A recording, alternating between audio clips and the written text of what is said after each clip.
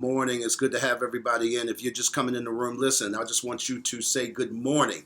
Welcome to Breakfast with the Brookses. Today is going to be a little bit different for those of you guys who are just jumping in live. Cherie and I are broadcasting from a different location. And so I'm super excited. Do me a favor, guys. When you come in the room, I'd like you to be able to chime in the chat and let me know where you are viewing us from, because we want to get a chance to engage you from wherever you are around the world. We kind of put the notifications up a little bit later than we normally do. I'll put it that way because we've been running around, guys. Cherie and I are in a different location today. And so much so that I've got a special guest on the show this morning. And we're going to still pick up where we left off last week, dealing with friendships and the different stages of friendships. And so as you come in the room, do me a huge favor. Let me know. I know we got a couple of folks in. Hey, Nikkei, good to see you. Good to see you. Thanks for jumping in. Listen, do me a huge favor, guys. Huge favor. I need you guys to share this out to as many people as possible, especially if they are people who are trying to figure out how to do friendships on a different level. Let me say this so that y'all are super clear. I think that most people get this wrong. And I think that in most cases, what happens is that when it comes to navigating relationships, they don't get this right. So we're going to go ahead and make everything disappear in a second. Carolyn coming in from Cambridge, Maryland. Good to see you, Carolyn. Good to see you. Renee live from Georgia. Good to see you, Renee. Good to see you. Hey, is it cold in Georgia, Renee? Because I'm telling you, I woke up, it was 25 daggone degrees here in Bowie. Nikkei is in Upper Marlboro. Good to see Nikkei. We are over at High Calling Ministries, and we get ready to go live with an event that we're getting ready to do. And with that being said, oh, that is so sweet. That is so sweet. These people are so good to me. Listen, listen, guys. I'm going to go ahead and drop the screen. Good to see everybody. Look at who my guest is. My special guest is George Hawkins, pastor here at High Calling Ministries. Good to have you, man. Bless you, man. Thanks for coming. Thanks for having us. Yes, it's going to be a great day. Oh, it's going to be a better than a great day. Listen, George, we are here today, man. Super excited about the event that we're going to be doing today, talking about helping entrepreneurs, business owners, pastors who are trying to grow their businesses, trying to get some traction, trying to figure out how to leverage the social media space.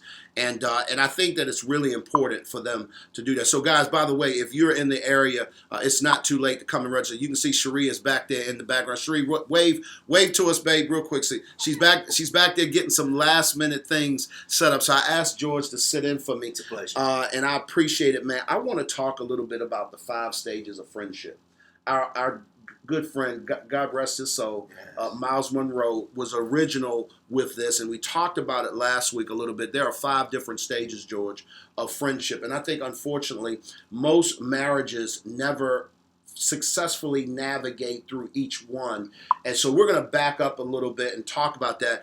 Before we do that, let's engage everybody. Good morning, Crystal. Teresa, good morning. Good morning. Thanks for jumping in. Good to see you. You see, I got your pastor here. I done 28 degrees. I done got him on. Oh, look, stop being such a baby. Look, let me tell you something. Oh, My God, man. just whining and crying about it. Man. Right, He's from here? Look, let me tell y'all something. When you leave this area for any length of time, bruh, it's like you change into a different person. I know, right? You spent some time in Atlanta, then you never Tidewater. 9 years in Atlanta, and then we moved to the Tidewater, Hampton Roads. We've been there 4 years, and I'm telling you, man, my blood is fed. It's a little different now. It's a little chilly for me today, too, though. It's a little chilly. It's a little chilly. Guys, I just want to say, y'all do me a favor. Y'all say hey to Pastor George. Good to have you guys. Everybody. Y'all, if y'all have never heard of Wake Up with the Word, Monday through Friday, every morning, 6 a.m., Yes. My good friend George Hawkins, he does a morning devotional that is super fire, super dope. We got a lot of fans on with us right now that are a part of that, and they listen to you every morning. Man, I just want to say thank you for your obedience to show up, because what people don't know is they don't pay you for that. No. Don't nobody pay you to roll out your bed at 4:30 in the morning so that you get your mind right. Absolutely. To be able to come and share that word, and it's always a fire word. I know for me, man, it's a must-have. Yeah, it's fulfilling though. It's fulfilling. Yeah, you always say stuff like, George, like when you meet God that early in the morning, Yes. it's like he gives you a jump start for the rest of the day. It helps you. Helps you prepare yourself. Yeah, man. Yeah, man. So thanks, man. Thanks it's a for pleasure. having us. Yeah. Thanks for being here, man. Appreciate it. Yeah. So Added guys, value. we're gonna jump into this content. I really want to know, if you were here last week, put me in the chat. If you were here last week, put me in the chat. If you were here last week, put me in the chat. George, one of the things that we wanted to talk about, there's this thing called the friendship pyramid. Yeah. And it navigates through the different layers of friendships for people, starting with that stranger stage. You go from strangers to casual friends to intimate friends to acquaintances to close friends. There's 5 different stages within that. And we're going to talk a little bit about what that means. And I think that you've been married how long? 32 years. 2 years. Do you think, and this is a question, do you think it is important, or let me frame it this way.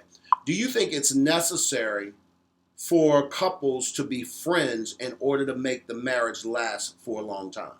Yes, I would say that it is. Now, I wouldn't have said that when I first met my wife, because, I went after my wife because she was attractive to me. I got you.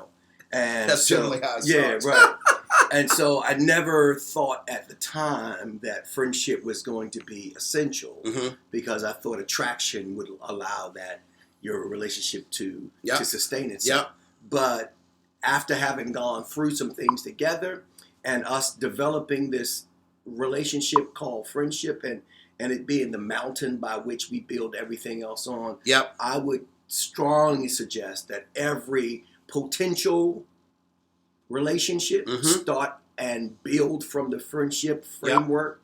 Absolutely. Because it will sustain you when everything else fails. Man, let me tell you something, and I think that, I just turned 53.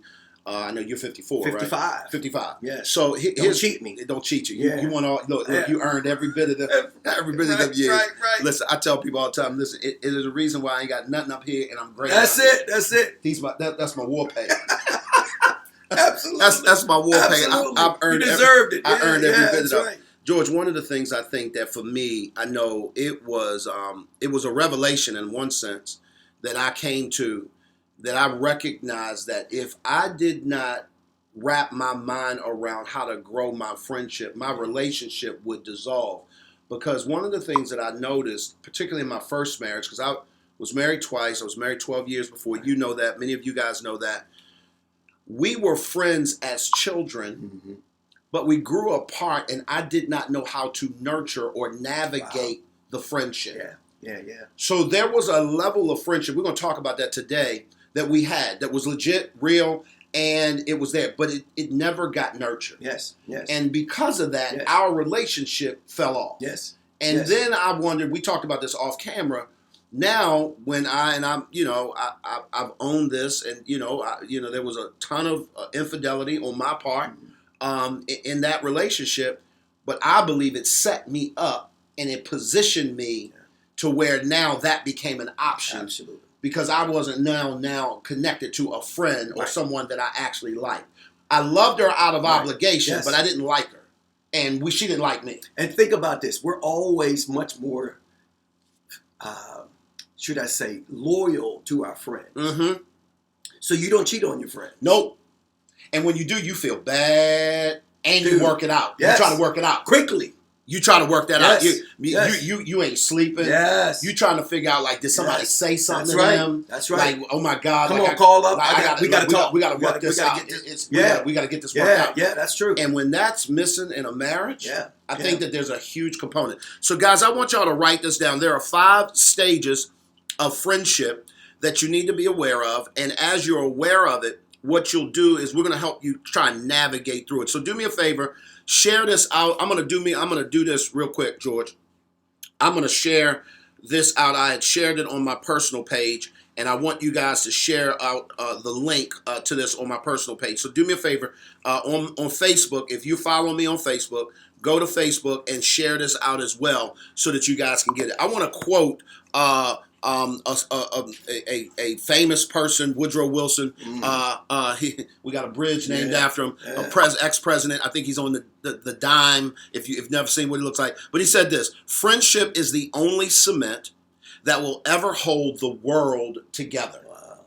Friendship is the only cement that will hold the world together. One of the things I shared last week, George, is that people have to understand that cement is a component, a single component that's a part of a collective that makes up what we call concrete. Sure. Right? Yes. And so when you walk on a sidewalk, when you interact or engage with concrete, what do we know? Concrete is hard. Yes. It is not designed to move. No. It lasts forever. Stabilizes. It's stabilized. Yes. You know, in order to get it up, you gotta yes. You gotta go hard. You gotta go hard. You gotta dig it up. Yes. It's a compound that's very cohesive. Well, cement is a component in concrete. That's right. So you have an aggregate like sand or rocks or something like that. You have cement and generally water or something like that to kind of bring it all together. And I can hear that there's no cement in marriage. And as a result of that, the problem is that y'all don't have anything to hold you together. Yes. And I think that we think that this esoterical thing called love is enough. And I'm going to tell y'all it's not enough. So we're going to navigate through these 5. They already putting it in the chat. I want y'all to put it in the chat. 5 stages of friendship. And the first one is strangers. Yes. Strangers is that level, George, where we say, I don't know you. Yeah. I don't know you, but here's the deal. It's defined by the lack of awareness of the other's existence. It's the lowest stage, but it's the most important. Yes. Yes. Talk to me a little bit about your experience, because we were talking offline about how the older you get, the more you're realizing as you look back, you didn't have, or you don't have friendships that are long and old and just deep and mature and have matured. Yeah, I don't. I now that we were thinking about it and you were bringing this up, you're right. I believe that first stage of friendship, that acknowledgement that we're strangers, right? That's I don't know you, you don't know me, is the foundation by going further. And one of the issues that I had was this sense of honesty or lack thereof as it relates to my need to have someone else in my space because of my own insecurities and lack of kind of self-awareness. Yep.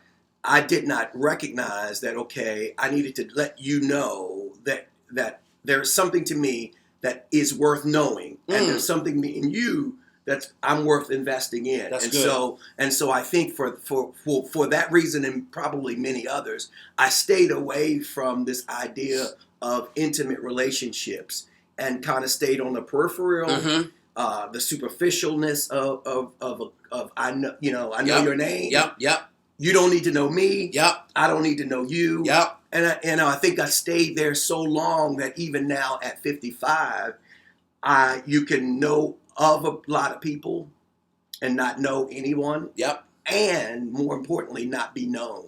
You know, it's funny because now you're moving into stage number 2. And one of the things I want you guys to hear really clearly is the way to navigate from one stage to another. So a lot of times today we move to neighborhoods where we are living amongst strangers. Absolutely. They can be in our apartment buildings. They can be living on our streets. They can be in our condo complexes. Yeah. It doesn't matter. But you don't know these people, and they live next door. Absolutely. And the reason why is because you've never done something that you just got finished saying. You've never bothered to put yourself in a position to become vulnerable. Yes. I want y'all to take note.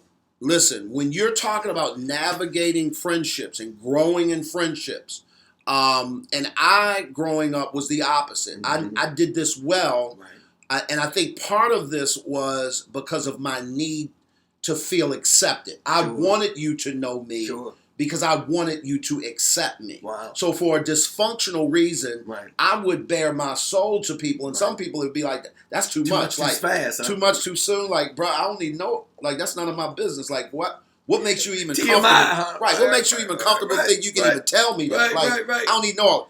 But for me, there was this insatiable appetite that I had that was like, no, I want you to know me because I want to know you. Yeah. And I think that, there's a healthy balance to that. Yeah, sure. But if you don't have the ability to open yourself up, then you'll never move to stage number 2. And that is the acquaintance stage, where it is, I know of you. And so that's that college roommate stage where I know of you, but I don't know you yet. It is defined occasional interactions that you experience with a person. It is important to note that this is where an associate falls as well. So we can say we have a bunch of associates. If you can say that you have associates, put me in the chat. Put me in the chat. If you say, look, I got a ton of associates. I know of a lot of people, but but do you know them? There are spouses who know of each other. Yeah. But they don't know each other. Probably, Glenn, more couples stay in this stage. I agree, 1,000%. Much longer than they're supposed to. I agree, 1,000%. Especially men. Yep. Especially men, because after this stage, there's this idea of letting you into me. Yep. That intimacy. You're letting you into me. And because of our lack of dealing with trust, having trust issues, we will get married just by here. Bruh, come on now.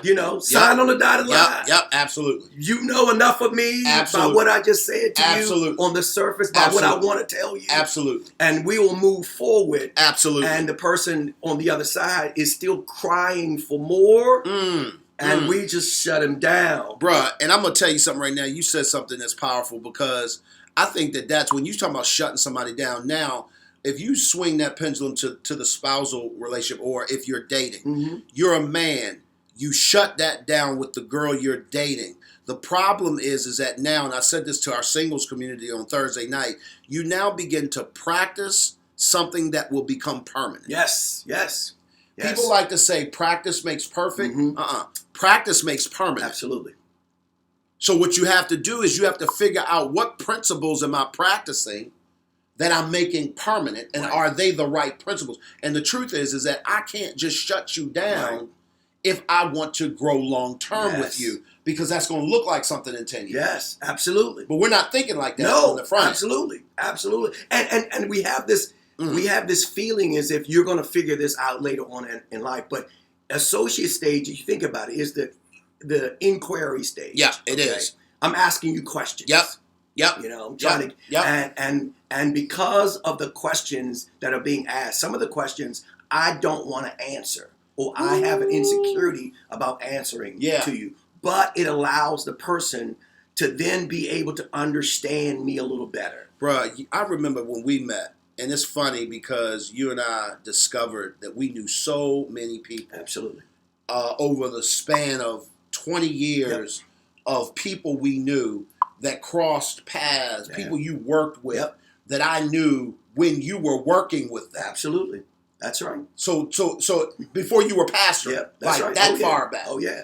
So what's crazy to me is that we sat, I never will forget, and had breakfast and just opened up, and it kept going. Yep. And it kept going. Yep. And then when we would get on a call together, you would say, well, let me ask you this. Yep. That's right. Do you remember so-and-so? I said, yeah. Did you think of this, that, when this? And I'm like, yeah, absolutely. And let me tell you. Yeah, why? And let me tell you, because I was in. Yes. And so here's the crazy thing.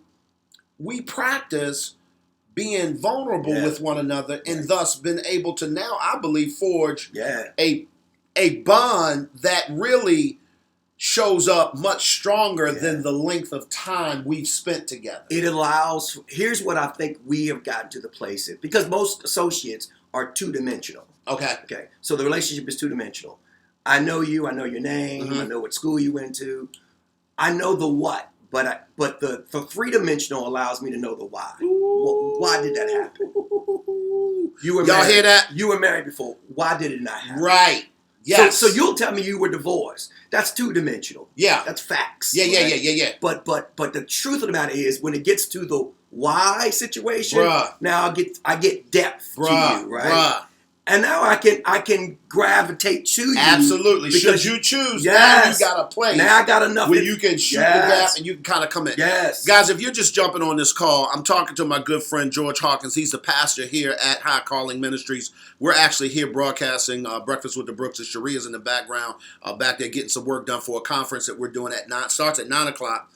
Specifically for pastors, entrepreneurs, business owners who are trying to build their business. We're going to go in and teach them how we're doing what we're doing on social media and being able to help grow them and level them up. If you're interested and you're in the DMV, come on, we're allowing you to register at the door. 9 o'clock, the doors open. Certainly would love to have you here. And so he was gracious enough to sit in and take up the part 2 of a series that Sharia and I just started last week on the 5 stages of friendships. And we said that stage number 1 was the stranger stage. Stage number 2 is the acquaintance stage or the associate stage. And I want to get into stage number 3, George, because now we're moving into a stage 2 and 3 is the stage where people stay in probably the longest. Right here in stages 2 and 3. And stage 3 is the casual friend stage. Right. It's the I know you. I want y'all to hear this. The casual friend is the stage where most people make it to. It is the stage where a person can actually say that they know a person. During this stage, people meet more frequently than acquaintances, more than likely, because the interactions are planned. The bonding factor in this stage revolves around the friend's common interests and activities. Yes. I want y'all to take note. This is the stage where you begin to believe that you are closer than you really are. I need y'all to know that. Because of the thing that's outside of you that's bringing you together, it's giving you the illusion that y'all are best buds because y'all work in the same department. Right. Yeah. Because y'all play on the same team. Yeah. Because y'all are in the same class. Yeah. Because y'all go to the same church. Yep. This is the stage, quite frankly, that you can say, well, I know George. Yep. Yeah, that's my Good dude. Good dude. And it gives the perception that you're actually closer than you are. And George, here, and you can speak to this. Here is where, if something jumps off in this stage, bro, this is where stuff goes south real quick. Because you really don't know who you dealing with. The assumption stage. Come on, bro. So you think you know what you don't know. Yeah. And because I think any good friendship has to go through a period of being hurt, being disappointed, and bouncing back. But if you think that this is the end-all, be-all, this casual stage, as soon as somebody shows you the not nice side of them, the selfish side of them, which we all have, then immediately you reject them. They pull away. 100%. You know? And you don't have that cement that you talked about that keeps us together through sin. Absolutely. Come on now. Through love, that missing that mark. Something's off. Something ain't quite right. Yes. Because I don't love you. Because love covers a multitude of sins. So 100%. So if I love you, come on, bro. I stay there through the situation. Absolutely. But I've seen people do this where they go, oh, we girls, we blah, blah, blah. Then as soon as somebody's sin rears its ugly head, I jump off 180 completely. Bruh, we're not talking. I'm done with you. Bruh, that's called now you sleeping back to back with your wife. Yes. Because she said something to piss you off the night before. Yeah. I'm not talking to you. Yes. You know, guys will say, well, I'm just not talking to her. Or I'll have, as a relationship coach, and I know you see this all the time as a marital counselor, I will see people who flat out decide, oh, I'm not talking to you. And that happens for weeks. Oh, my God, yes. Like, you can literally not talk to a spouse for weeks. Yes. And live in the same house. And sleep in the same bed. Yes. There is lack of, because here, my wife can do it. I can't do it. My wife, if you get off with my wife can walk through the house and won't have to say a word to you, right? See. My wife is the same way. She could do that. It's scary, man. Yeah, it is. Right? It is. It's like, how can you be in the same environment and not have the need to say something? Right. And so what I've come to understand is that there has to be this idea of mutual submission in this situation. Put mutualism in the chat, guys. Yeah. Mutualism. You have to have that that person where you say, it's not about me anymore. Yep. It's about us. Yep. And I'll drop down to my knees. Yep. I'll humbly submit my heart to you. Yep. And that's how you get through this stage into the next stage of friendship. And the next stage, and man, you that's a great segue, is the close friend stage, number 4. Put that in the chat. Number 4, close friend stage. It's the I understand you. Wow. Yeah. And it's because of that stage right there that when my wife walls up, and I know her temperament is such that she doesn't have to engage you in a outward way. She doesn't have to. She doesn't need to talk. Right. She doesn't need to hold hands. She doesn't need to do all that kind of fuzzy stuff for her, because I know her. Right. That's where I push in, and now when we're going down the road and she's not talking or not feeling talkative, now I'll hold her hand. Yes. Because it's like, listen, you my close friend. I understand you. I understand right now you don't feel like talking. Right. We don't have to talk, but here's what we won't do. We will not sit in this space and not be connected. Right. You learn. That ain't happening. Yes, you learn. That ain't happening. Yes. Now, then you go get another husband if you want to. Yeah, right. I'm gonna follow you. Right. And we all coming. We all coming. Right, you're gonna have 2. Yeah. You're gonna have me outside and trying to work that out. And the police gonna be involved. It's gonna be a situation. You're gonna have restraining orders going on. Right. Because I'm folks gonna be knocking on doors, right. talking about that's not right. And I'm gonna be quoting scriptures. I moved on. Right. I'm gonna be out here quoting scriptures. It's gonna be a situation. So, but I'm saying I am gonna move closer to you because at this point, I want y'all to hear this. This zone is the area that very few make it. Once a person has reached the close friend stage, not only have both people invested in each other personally, but also emotionally. Yeah. And so because there has been an investment made, I'm actually looking for a return on it. Yes. And I think, unfortunately, most people are looking for a return where they have not made an investment. Wow. Guys, that's good. I'm sorry. That's good. You don't get to get a return where you've not made an investment. And so, ladies, let me help you understand. If the brother is not talking, if he's shut down, if he is of a passive temperament, here's what doesn't work: fussing with him. But sometimes a young lady will consider that the investment, right? Right. She will consider, well, I've been talking. Right. And the investment is not necessarily what you wanted to give, but what the other person wanted, okay? Come on, so George. you talk about like love language and things like that. It's not an investment because I followed you around the house and I did what I wanted to do, right? Which is, and this is, and this, and what, and I don't even fool with people like that. And I'll keep talking to you. Right. No, if he needs quiet, if he needs space, sometimes the investment is giving him the space. Giving him that. Yes, giving him what he requires. Slipping him a note that says, honey, I understand you need space, and I am going to respect that. Yes. I'm going to the store. Yes. If you want something, text me because Investing. I'll be at the store. Yes. And then leave. Sometimes it is speaking into his life, right? When he has not met all the fulfillments. Ooh, but giving him the potential. I can't tell you how many times my wife has bridged my potential gap. She saw something in me, was able to speak some boldness into me that has catapulted me into that's good, man. Taking risk and doing things that God had called me to do. And that was her investment in me, even though that's not her temperament. Yeah. Oh, yeah. No, I know it. But she came outside of herself. I know it because she's at that close friend where she's willing to make that investment. Yes. Sharia's done the same thing where she is not by temperament. Sharia is not touchy-feely. She's not affectionate. My love language is physical touch. That is not her love language. Right. And she has invested in me and has learned to become bilingual. That's the investment. And learned to speak another language where she can tell me, hey, you did a great job when you took that trash. Yes, bro. I appreciate that. Words of affirmation. Kicking it. Bro, and I'm saying, I did. Yeah.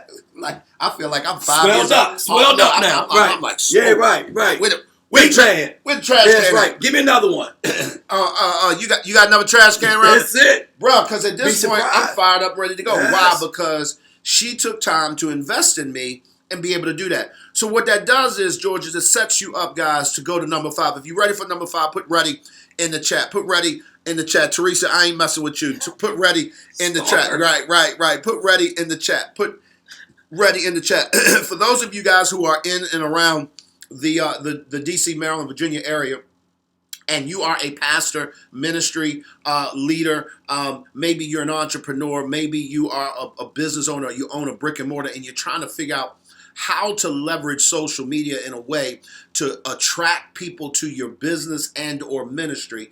We're doing what we're calling a business builder event today. At 9 o'clock, doors will open here at High Calling Ministries. George will be speaking. I brought my entire team with me, and we're going to have a group of people that's going to speak into your life and help you navigate a very practical, hands-on workshop. We want you to bring your devices, bring everything. We're going to teach you how to get to the place to where you can build your business, build your ministry, attract people, gain freedom, and quite frankly, generate revenue and or keep people in your businesses. So make sure that you guys come on by here in Upper Marlboro. But we're going to move to number 5 and get on out of here for today so that we can get ready for this event. But George, number 5 is a stage very few people reach. Very few people reach. And I think the reason why is because most people are not willing, and we talked about it before, they're not willing to put in the work that it takes to get here. And I think that this is what, when you see people who are sitting on the bench in their 80s and in their 90s, and they've been married for 50, 60, 70 years, and most people say, or they'll tag hashtag relationship goals or something like that. There has been something represented there that speaks to number 5. This is the intimate friend stage. Those people are connected soul to soul. Wow. Yeah, I think you don't even have the bandwidth to do this for a lot of people. This is a few and far between stage that you have the bandwidth to do that. Explain that for me, because when you say bandwidth. The wherewithal, the energy to do this with it. And you don't have, because actually you think about it, one of the things that the Bible talks about as it relates to marriage is, therefore shall a man leave his father and mother and cleave it to his wife. So God is saying, in order for this to really work in a relationship with marriage, there has to be a divestment of yourself and everything that you have had in your life before. Lord so Jesus. Everything you held dear, mom, dad, everything that you have held dear has to be divested and given solely over to this relationship, this soul to soul oneness relationship. Dude, bruh, it causes. I tell my premarital counseling people that this is when death to you and life to the other person becomes your priority. That I give myself, I die to myself, my selfish ways, and give it all to you. And you're not going to do that for a lot of people, but in marriage, it is required. Yeah, it's required out of covenant. It's funny, I think about Jesus in the Garden of Gethsemane, where he had that kind of experience, where he literally was like, listen, I am called right now to die to me. And there was a moment where, quite frankly, I don't believe he wanted to. Yes, because you don't. At all. There was a part of him that said, if there's another way, let it be done. Let's try it. But then quickly said, not my will, but yours be done. And in marriage, there's a lot of not my will, but yours be done in it. There's a lot of, I don't want to do this. Yes. I don't like it. Yes. I'm mad about it. It is a cross. Bruh. Yes. And I'm daily. Bruh. And so literally, and it's funny but when you are connected soul to soul, I want to read this to people so they really get the picture. Intimate is defined as a very close connection. So an intimate friend is an individual who you are familiar with. This stage is attained over time through shared experiences and, most important, through vulnerability. Yes, it is through vulnerability that this friendship stage is reached.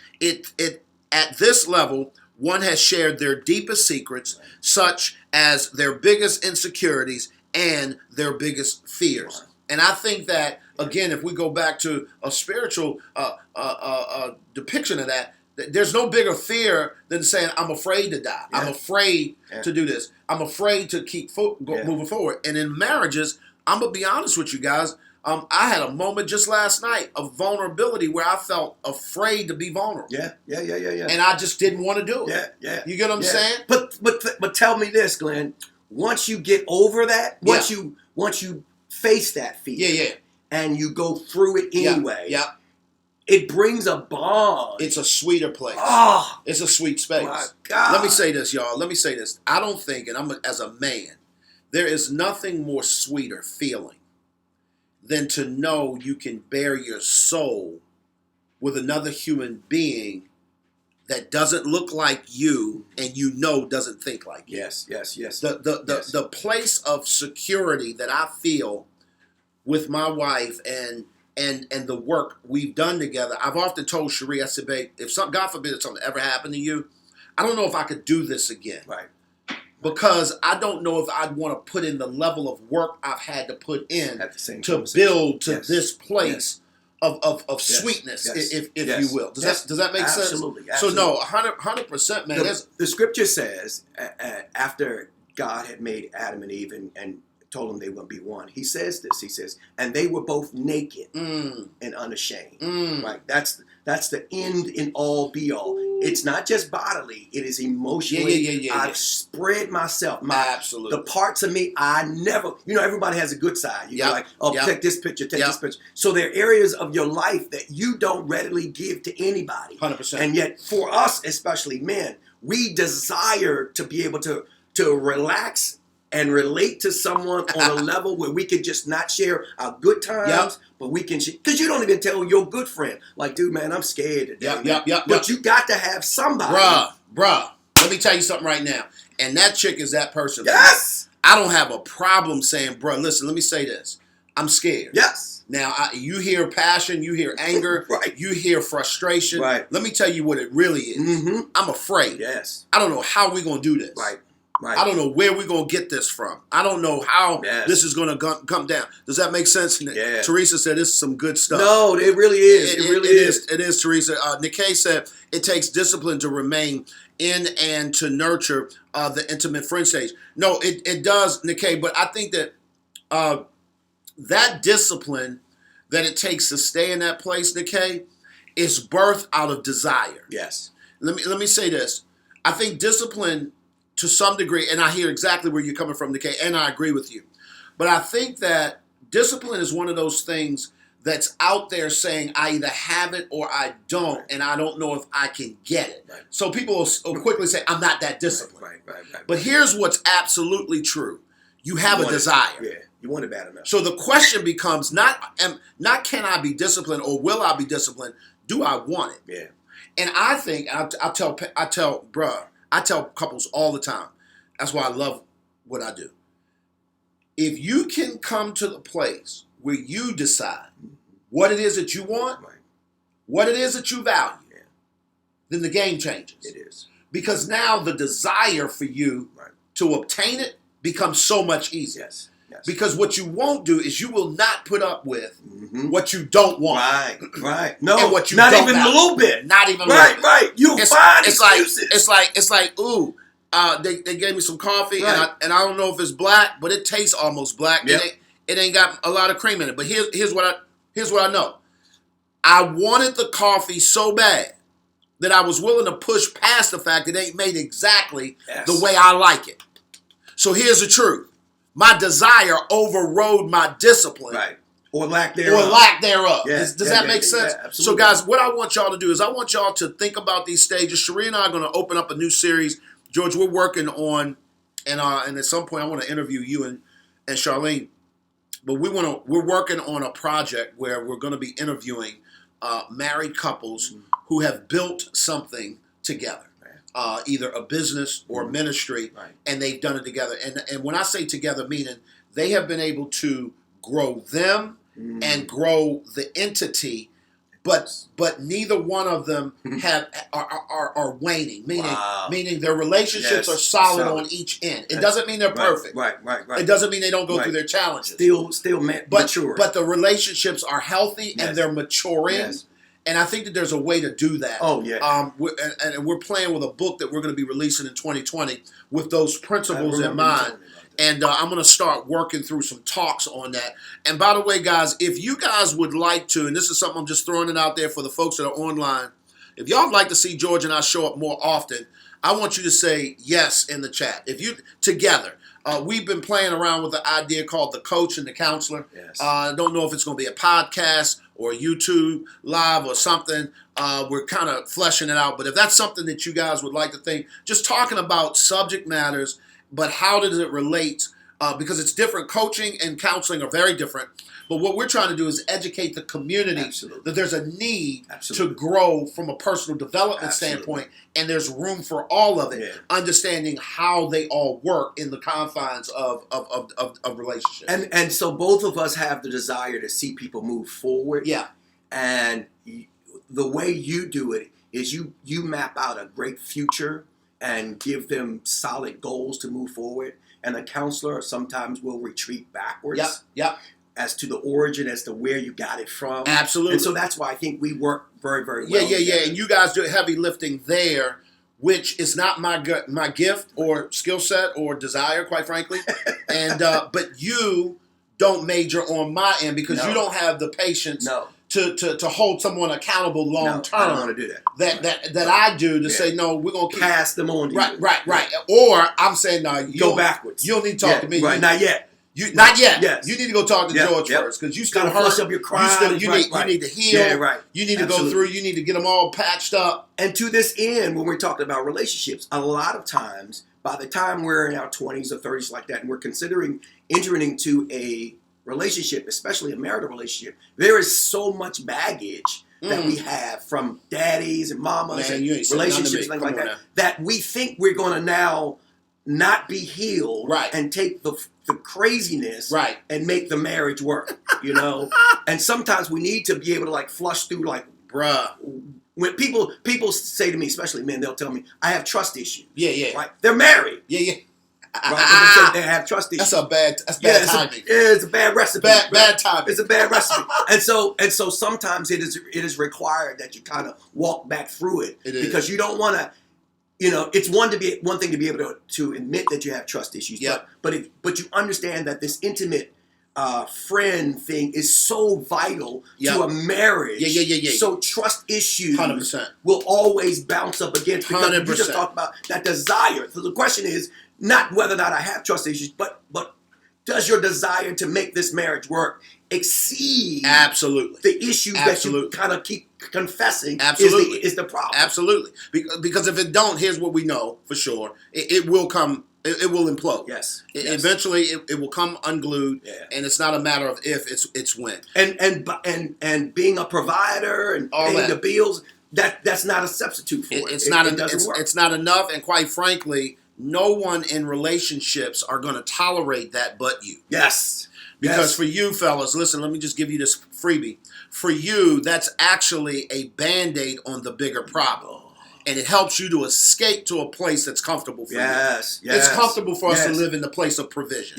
It strokes our ego. It makes us feel worthy. It makes us feel like, you know, vindicated. What we're doing. All that. I mean, I'm doing my job. Matter of fact, it actually gives us the wherewithal to argue with a person that I'm actually doing a great job. Fight me all the time. I mean, let's say, bro, you and here's how I go. Oh, you wasn't saying that when you took that vacation last year. Right. As if that makes up the difference for the emotional disconnection that we have. Sometimes, even in this phase of our society, some people have masked that to such an extent that they think, okay, I'll buy you a big house, but what I won't give you is me. Right? Yeah. I will give you 100%. this stuff. And both from standpoint of marital relationships and as it relates to family. The me is more vital. The 100%. Jesus says that wherever your heart is, that's where your treasure is also. Yep. And oftentimes, men are accusing women of being gold diggers, but they're not really gold digging. They're trying to get to your treasure. And whatever your treasure is, because if they get to your treasure, that's where your heart is. Bruh, listen, y'all, I ain't messing with this one right here. They said the Glenn and George show. Somebody put on there. Listen, guys, we're going to do something. Yeah, we are. Right around 2020, we're going to roll something out. We've been thinking about it, working on it. But y'all stay tuned, guys. Listen, I appreciate you guys jumping in. Sorry that Cherie wasn't here. She's in the back. They working things out. We're getting ready to start this event in about 15 minutes. Thanks so much for having us Always today, a man. pleasure, Thanks man. for jumping on the show with me. I love you, boy. You my man. Yes, You my sir. man. Yes, sir. And guys, Brother from listen. another mother. With the same father. I promise you that. I promise you that. At the end of the day, guys, here's what we know to be true. We all need some help. Y'all be good. We'll talk soon.